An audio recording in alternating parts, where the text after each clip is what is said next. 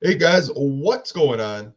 Welcome to Pistons Talk podcast post game show. If you guys are coming on in after this Pistons victory, do me a favor, hit that like button. It does help us if you are watching live on YouTube to push out our Detroit Pistons content to Pistons fans just like yourself. If you're listening over on the audio side, make sure to give us a 5-star review. It does really help us out over here. But let's get into this game. So this was a game where the Brooklyn Nets were without half their team. The Pistons were without Asar Thompson. He's still sick, and that's all that we know. We don't know when he'll be back. JB said that they're going to reevaluate him when they get back into Detroit tomorrow. So we'll probably get an update on Asar Thompson tomorrow as they play the Warriors. But getting into this first quarter and this game, what I really liked about your Detroit Pistons tonight is the ball movement has been really crisp during this win streak. Now, this was a game where Cade did not have his best game. Cade was really trying to set up his teammates, I felt, for a majority of this game, not really looking to score. Felt like if Cade was really looking for the Pistons probably could have put this game away a lot sooner. But I love the unselfishness from this team. That's kind of what I saw out of Cade Cunningham just throughout the game. And I have to give Jalen Duren some credit.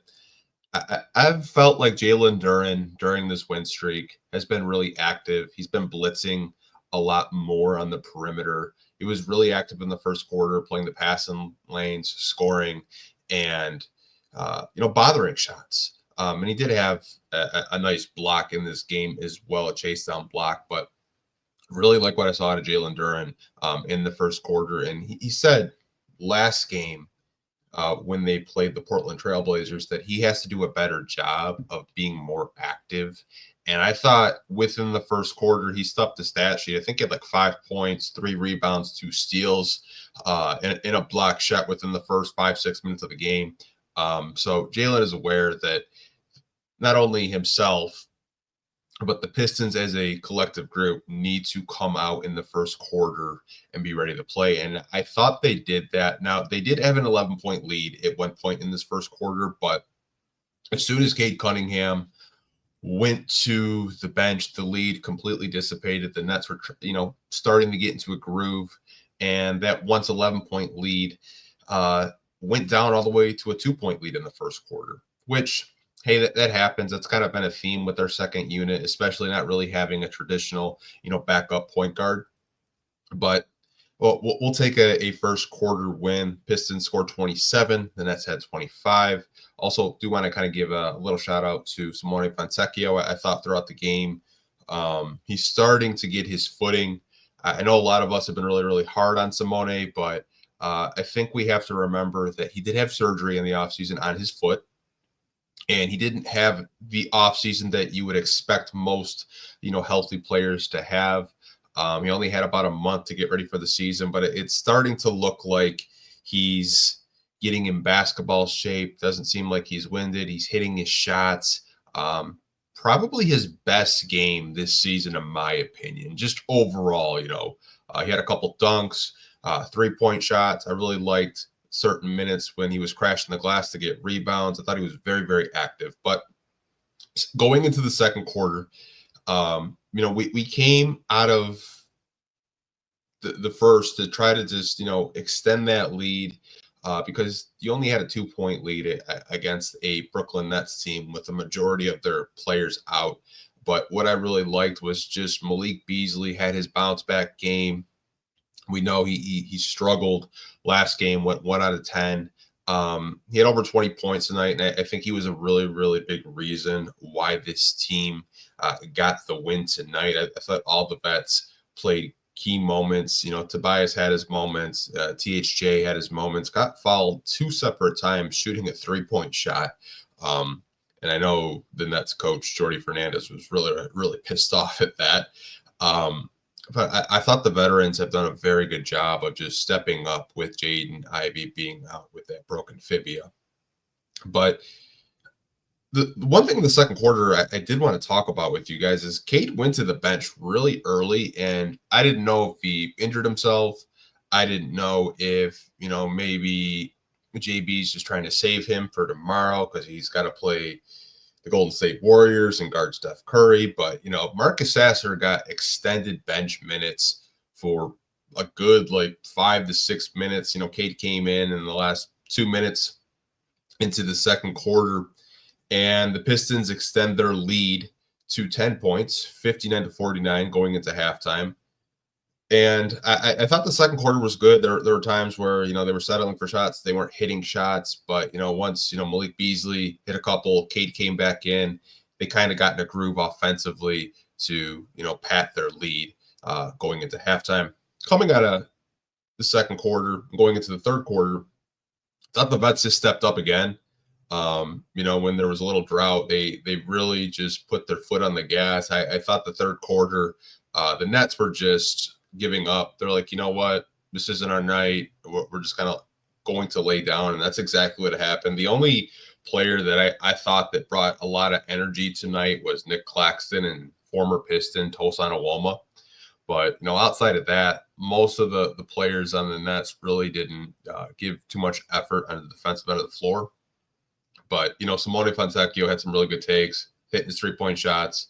Marcus Sasser getting into a groove offensively. I'm sure we'll talk about Sasser after I'm done talking about the quarters. But, Pistons end the third quarter with a 91-70 point lead to end it. Going into the fourth, the threes were just falling. I think it was like 4 straight threes. It was from Tech to Beasley to Sasser. And they were up as much as 25 points at one point in this game, you guys.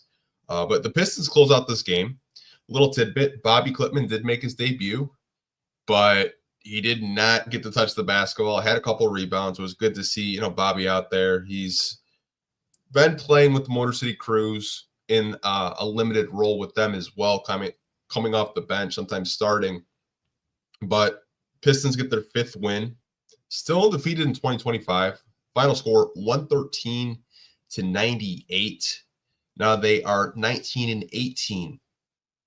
One game above 500, keeping pace in the Eastern Conference. Really exciting basketball team, you guys. Really, really exciting basketball team. We are going to get into comments and questions and overall thoughts. I'm going to open up the show to you guys. We're just going to take a quick commercial break. And then when we come back, we'll get into just overall thoughts with you guys, whatever you guys really want to talk about, and we'll wrap this podcast up. We'll be right back, you guys.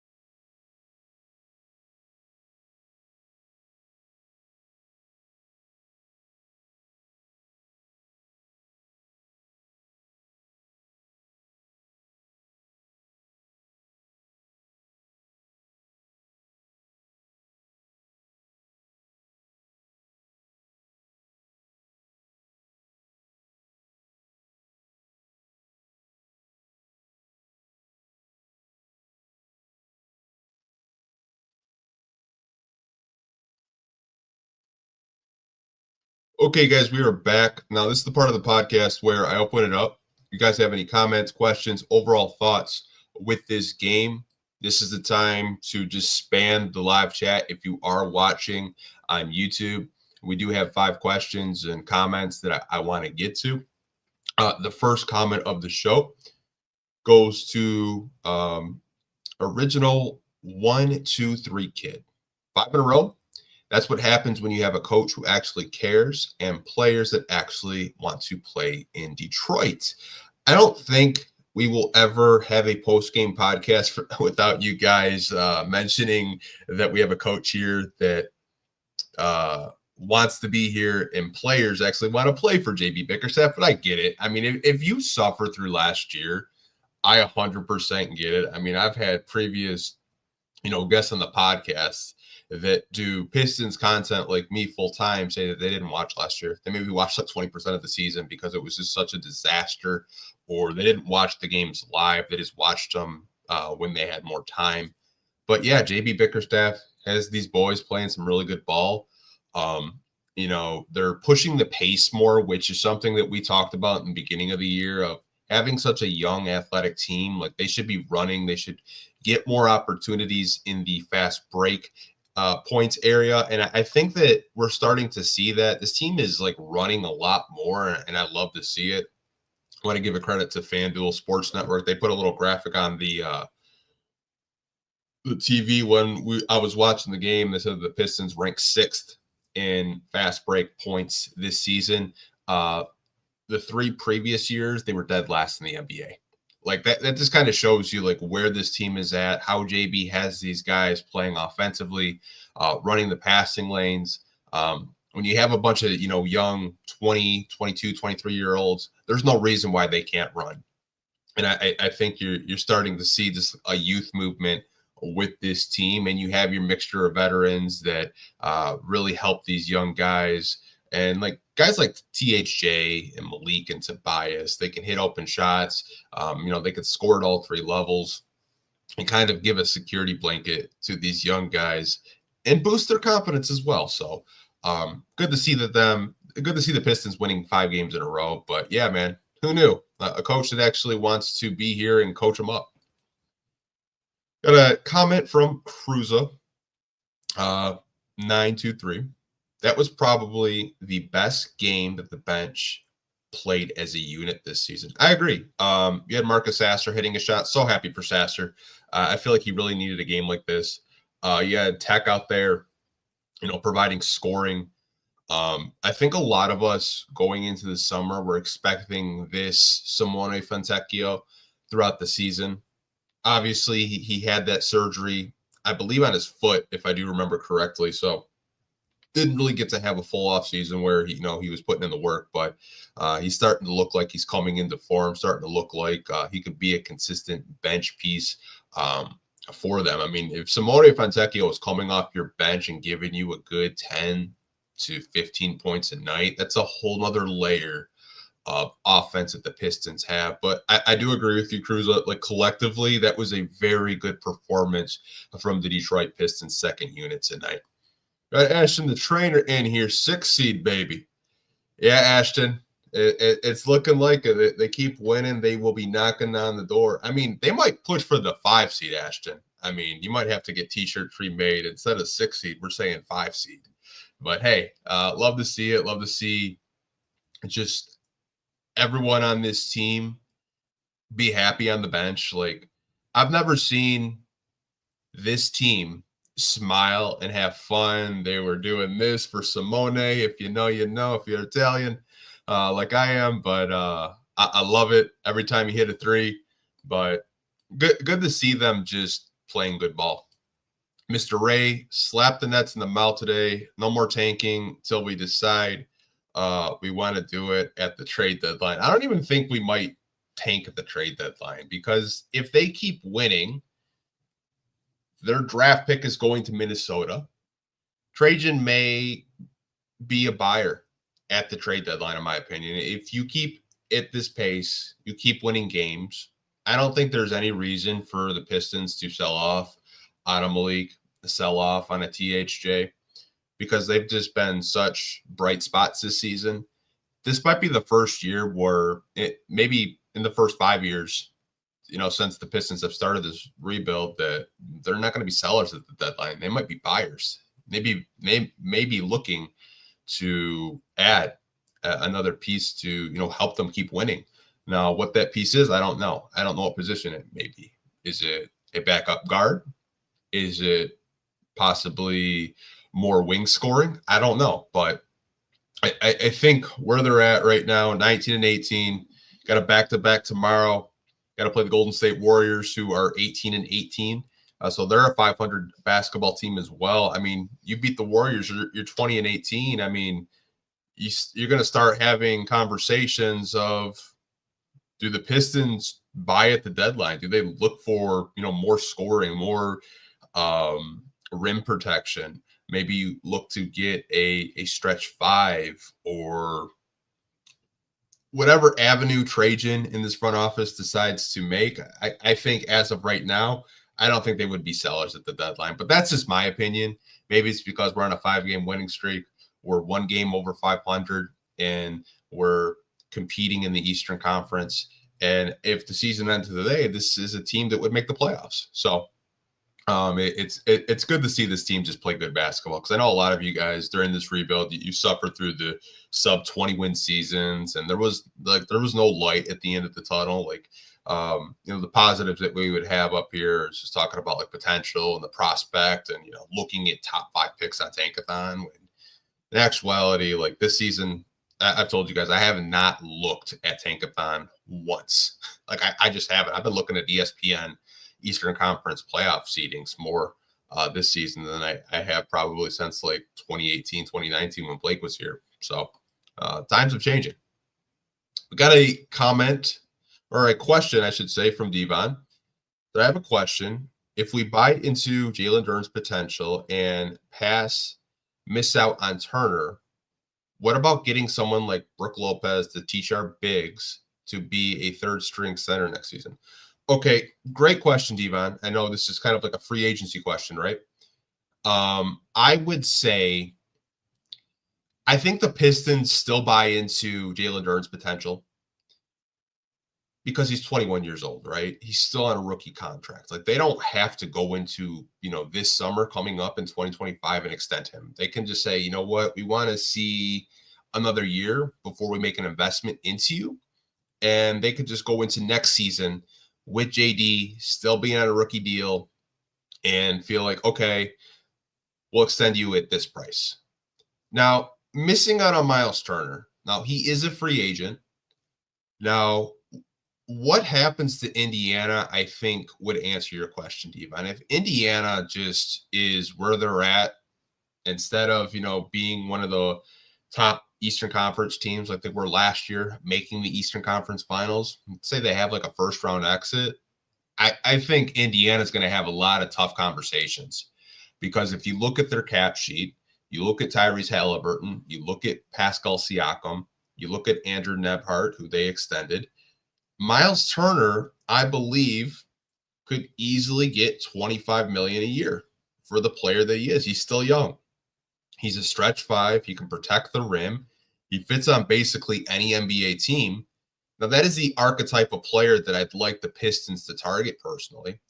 I don't really know. I think the Pistons would entertain a Miles Turner and still keeping Jalen Duren, just to kind of see like what's working. But this is a free agency question, and I'm sure we'll probably talk about this ad nauseum this summer and this spring. But getting someone like a Brook Lopez, I think Brook, even at his advanced age, I don't think he would willingly come to the Detroit Pistons to play the Paul Reed role, essentially, like being that third string center and not getting any clock. I think Brook Lopez at this stage of his career wants to play for a contender. He wants to be able to not only start, but try to win a championship. I think in theory, archetypes like a Brook Lopez and a Miles Turner make a lot of basketball sense for this team. Stretch fives that can stretch out a defense and protect the paint is where I believe the NBA is heading. I think over these next 5 to 10 years, you're going to see a lot of centers just shoot threes and protect the rim. Like that's going to be just the archetype of centers. You might see some throwbacks like an Isaiah Stewart and a Jalen Duren from time to time. I think JD could easily develop a mid-range shot, a good 12 to 15 footer, kind of like how Bam Adebayo has. Like, for me, I would be more intrigued to see like what you could work with him this summer. Because I feel like, around the basket, good 3 to 5 feet around the basket, he's pretty good. I'd like to see him work on his game where work on that 10 to 15-foot shot, those elbow jumpers, because I think that opens up so much more for him just as an offensive player. But I know I've mentioned Miles Turner a lot, and this was like a really, really long ramble to answer your question, Devon. I don't think that Miles or Brook is out of the question. It just kind of depends where the Pistons finish this season, and what this front office thinks of Jalen Duren. I have no idea. I have no idea what Trajan Langdon and this new front office think of this new core. I just don't. Obviously, they drafted Ron and Bobby, and those are their guys. A lot of these guys that are here right now are Troy guys, Troy Weaver guys. So trade deadline will tell us a lot. As of right now, I think the Pistons wouldn't be sellers just because they're playing good ball. And I think winning games is more valuable, in my opinion, than a draft pick that's going to be in the late lottery. That's just my opinion. I'd rather win basketball games than look at the 12th, 13th, 14th best prospect in this draft, because I don't really think the Pistons are in a position to develop another 18, 19-year-old kid. I'd rather win games, and I'm sure you guys as Pistons fans probably would too. But appreciate the question, Devon. I know that was kind of a long-winded answer, but I don't know. I think it's kind of early to tell. JD's been putting together better games. I like him, blitzing on the perimeter more. He had a couple plays tonight where he was playing the passing lane and was scoring. Like, if that's something that the coaching staff is working with him on, I'm for it. I mean, you saw Andre Drummond do that a lot when he was here. Andre Drummond used to blitz and play the passing lanes and get easy transition buckets just off, getting steals. So still really, really early though. Got a comment from our guy Pistons Jacob. If you guys haven't, checked out Jacob's content, definitely do. Another Detroit Pistons content creator. I feel like there's so many of us. He has a comment saying, really great to have a scheduled win that was easy as it seemed. No shade, but that Nets team is already in April tank mode. I mean, they traded Dennis Schroeder to the Warriors, who we'll see tomorrow. They just traded one of their best defenders, in Dorian Finney-Smith, to the Lakers, and D'Angelo Russell is already injured and out. Like, they're already like waving the white flag for Cooper Flag, Jake. Like that's what they're doing, and I think you're going to see a lot of teams. Like, I can see Washington do that. If Charlotte doesn't start winning more games, I can see them doing that. I think when you look at this draft, you look at Cooper Flag, you look at Ace Bailey, you look at Dylan Harper. Around that the top four prospects in this draft, they're very good players. I can see a lot of, teams in the Western Conference and even the Eastern Conference start to sell at the deadline just to give themselves a chance to land the first overall pick in this upcoming draft.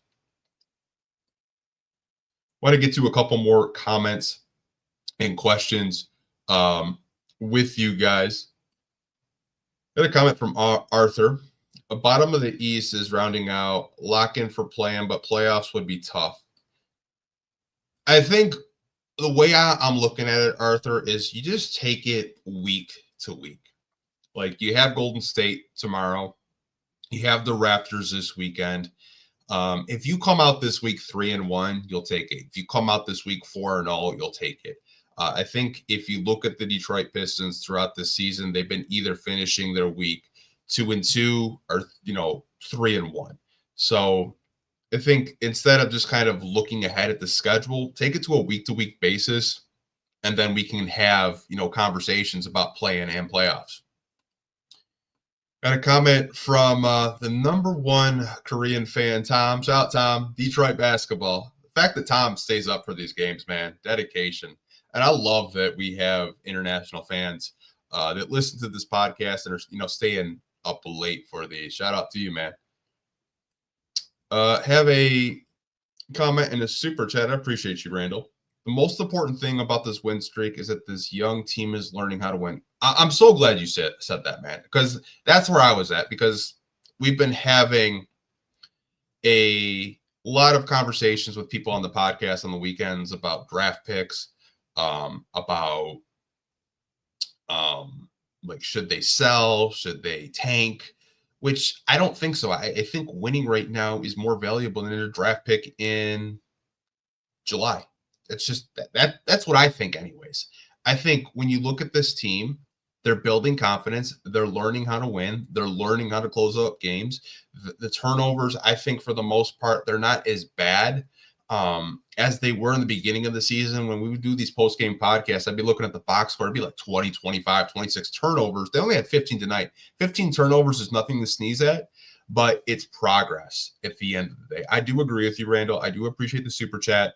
I winning right now, I think, to me as a fan, is more important than being sellers at the deadline, looking at what prospects we could get at the late lottery. But that's just my opinion. You guys might disagree. You guys might want to be sellers at the deadline. I'm just not into that.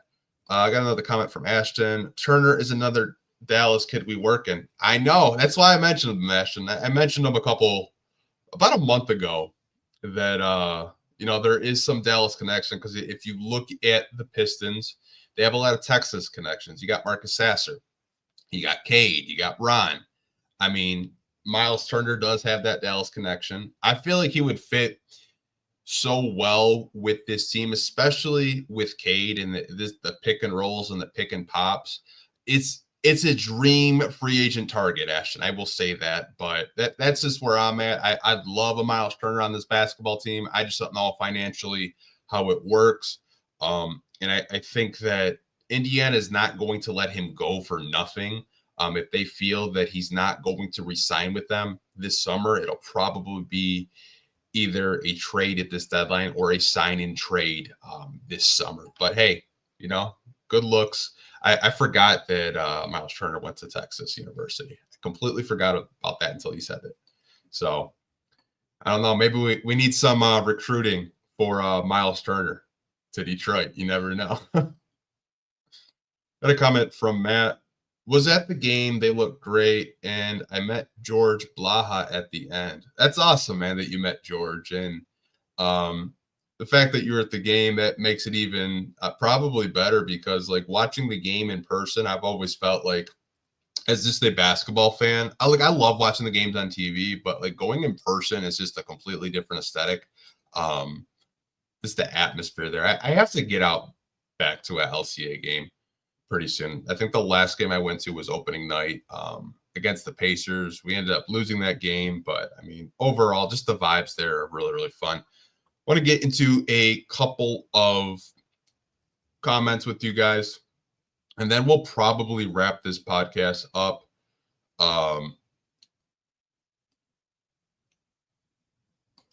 We need a compilation of JB Bickerstaff's hot mic tonight. He seemed more vocal than normal. This comes from Brian.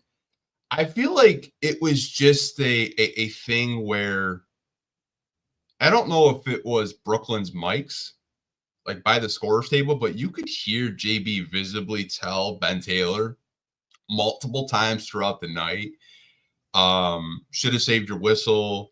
That was a soft ass call. Like I'm here for just JB being mic'd up. I think they should mic up JB at least like once every 5 games, just so we could hear him like talk to refs, because he chews their ear off every foul. And I love that he fights for his guys. Like, you want that as a basketball player. You want a coach that's going to, challenge bad foul calls. You want a coach that's going to call a ref out on their BS. But yeah, I could hear it too. Like, JB was just on them all night. Appreciate the comment, Brian, man. Hope you're doing well. A comment from Dwayne. People need to start putting some respect on JB Bickerstaff's name. I said it this week. I think if JB keeps this pace, this is a 40-win basketball team. You got to put his name in Coach of the Year conversations. Not saying he should win it, but at least put his name in Coach of the Year conversations, in my opinion. No one coming into the year had the Detroit Pistons as a playoff team. A lot of Vegas people had them winning around 26 games. I didn't see anyone in the national media rank Cade Cunningham like above 67. ESPN did that. CBS Sports had him like 75, like completely just crazy. But I think the Pistons are going to start getting more respect. The more you win, the more respect you get around the NBA. They're 19 and 18. This is probably the most competitive team since we've seen out of the 2018-19 Pistons when they went 41 and 41. Obviously did get swept by the Milwaukee Bucks, but this is just a competitive basketball team that's gaining confidence. They feel like they can win each and every game, and they're just, competing. And you love to see it as just a Piston fan and a basketball fan at the end of the day. Got a comment from King TL. We're on one right now, and I'm here for it. Yeah, I feel like, we've gone through a really long rebuild, getting shafted with the 5th pick 3 straight years. Obviously, I'm very happy that we did win the lottery and we had the chance to draft Cade Cunningham. Like, really happy that happened. But the road to get here, I felt like we could have done that. Done what Trajan did, signing, veterans last year when Troy was here, but we really didn't do it. I mean, like Monte Morris in theory made sense on paper, but he could never stay healthy. Signing a Joe Harris or trading for a Joe Harris for that matter that was coming off a serious calf injury was a big head scratcher. I felt like you could have got Cam Johnson in Troy's last year as a GM, but they didn't do it. Guys like Kyle Kuzma were available. There were some like pretty good names in that free agency class, but we didn't do it. But hey, I'm not gonna, go down memory lane. Trajan in his, first couple of months here has just hit a home run on the Malik Beasley signing. The trade for THJ, I think a lot of us at the time were kind of like mixed feelings, like 50-50, but like if you look back at it, you got 3 second-round picks, and you have Toronto's second-round pick this year, which it could be a very, very early second-round pick. It could be like, anywhere from like 31 to 37. So it's a very early second-round pick. So I like the job Trajan's done. I like the job that JB Bickerstaff has done as a coach and his coaching staff, like Fred Vincent, Kevin Burleson, Luke Walton, all those guys. You can even tell like the coaches joke with the players on the bench, and just the vibes with this team are very positive, uplifting. Seems like they're having fun. And I think as a Piston fan, like a lot of us, we're just calling for that, calling for a culture change, calling for just a coach to come in here, teach these guys how to win, teach them, how to develop winning habits. And I think JB has done that in less than 40 games so far. He basically said like, hey, it's going to take until February, March for you guys to turn on the TV and say, oh, that's Detroit Pistons basketball. We're in January, and I think that I can turn on the TV. I feel very confident that this team can win every night. Like, and I have not been able to say that in probably 6 years. And I think a lot of you guys probably would say the same thing. Like, this is a very young, fun, up and coming team, and the future is bright because a lot of these guys are on rookie deals. Like, the only young players that aren't on rookie deals are Isaiah Stewart, and Cade's rookie max goes into effect next year. Like, Jaden Ivey's still on a rookie deal. Sir Thompson's still on a rookie deal. Marcus Sasser's still on a rookie deal. Pistons have cap flexibility. They're not tied down to anyone outside of Stu and Cade, really. So the future is bright, and it's going to be really interesting to see what the next big move is for this team. Like, what is Trajan's just big chess move to put this team just over the top, and we can start having like really fun conversations of like, can the Pistons win a playoff series? Like, what seed should they get, depending on matchups? And I'm so excited for the future of this team. But I do want to wrap up this podcast, you guys. I do appreciate all 138 of you watching live right now. We've been live for almost 35 minutes. Do me a favor on your way out, smash that like button, subscribe if you are already subscribed. I've noticed that like 75% of you that watch these live streams aren't subscribed. Subscribe if you want more of these post-game Detroit Pistons podcasts and post-game shows. We post Pistons content almost 6-7 days a week for you guys on this YouTube channel. Also do us a favor, If you're listening on the audio side, make sure to give us a 5-star review, Apple, Spotify, wherever you get your podcast. Appreciate you guys. See you guys tomorrow night. Pistons play the Warriors. We'll do another post-game podcast show just like this. We'll catch you guys tomorrow night. Go Pistons, you guys. Just enjoy this win. Enjoy the 5-game winning streak because future is bright for this team. Have a good night, you guys.